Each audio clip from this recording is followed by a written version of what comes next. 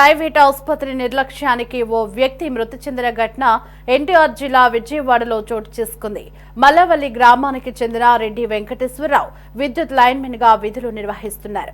కాగా November 15న Reddy Venkateswararao accident కు గురైన అను న్యూరో అండ్ కార్డియాక్ ఆసుపత్రిలో చేర్పించి చికిత్స అందిస్తున్నారు.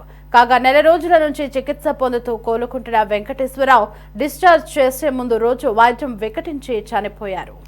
అయితే డ్యూటీ డాక్టర్ రాసిన ఇంజెక్షన్ కి బదులు ఫార్మసీ వారు మరో ఇంజెక్షన్ ఇవ్వటం, డ్యూటీలో ఉన్న నర్సు దాన్ని పరిశీలించకుండానే రోగికి చేయటం వల్ల వెంకటేశ్వరరావు అక్కడికక్కడే మృతి చెందారు. ఈ విషయాన్ని రోగి బంధువులు ప్రశ్నించగా యాజమాన్యం నిర్లక్ష్య వైఖరి ప్రదర్శించడంతో మృతుడి కుటుంబ సభ్యులు పోలీసులను ఆశ్రయించారు. పోలీసుల విచారణలో వైద్యుల తప్పు జరిగినట్లు నిర్ధారణ కావడంతో వెంకటేశ్వరరావు కుటుంబ సభ్యులు ఆసుపత్రి ఎదుట ధర్నాకు దిగారు. ఆస్తులు అమ్మి అప్పులు చేసి మరీ 30 లక్షల రూపాయలతో చికిత్స చేయించామని, చివరికి ఆసుపత్రి యాజమాన్యం తమ తండ్రిని చంపి అప్పచెప్పారని వాపోయారు. అధికారులు స్పందించి తమకు న్యాయం చేయాలని వారు డిమాండ్ చేస్తున్నారు. ఆయన మల్లవెల్లి లైన్మెన్గా చేస్తున్నారు. నేను వాళ్ళ అబ్బాయిని. నవంబర్ 15న కార్తీక పౌర్ణమి రోజు మా నాన్న మా అమ్మగారు ఇద్దరు కలిసి కార్తీక పౌర్ణమి ఒత్తులు వెలిగించడానికి గుడికి వెళ్తున్నారు. ఆ రోజు యాక్సిడెంట్ అయిందన్న. ఆ రోజు నుంచి ఈ రోజు వరకు ఇక్కడే ఉన్నాం హాస్పిటల్లోనే. ఆ రోజు నుంచి ఈ రోజు వరకు ట్రీట్మెంట్ అయితే అంతా బాగానే ఉంది. నిన్న ఓన్లీ ఒక సిస్టర్ మిస్టేక్ చేయడం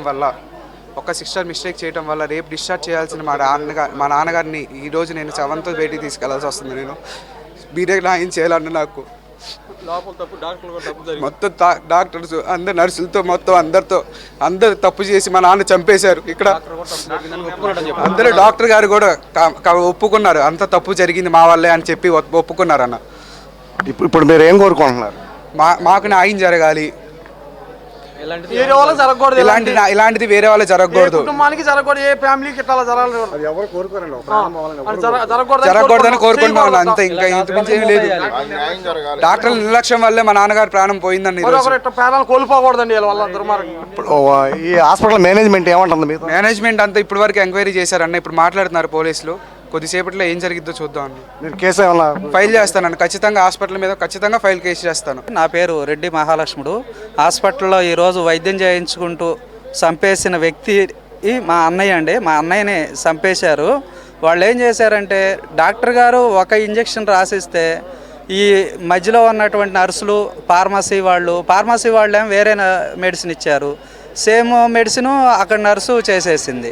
ఇప్పుడు అది ఎస్ఐ గారి సమక్షంలో, హాస్పిటల్ మేనేజ్మెంట్ వారి సమక్షంలో దాన్ని మాట్లాడితే ఆ బ్యాచ్ నెంబర్స్ 2 వేరని క్లియర్ కట్గా కనిపించినాయి. అది ఎస్ఐ గారే ఫైనల్ చేశారు.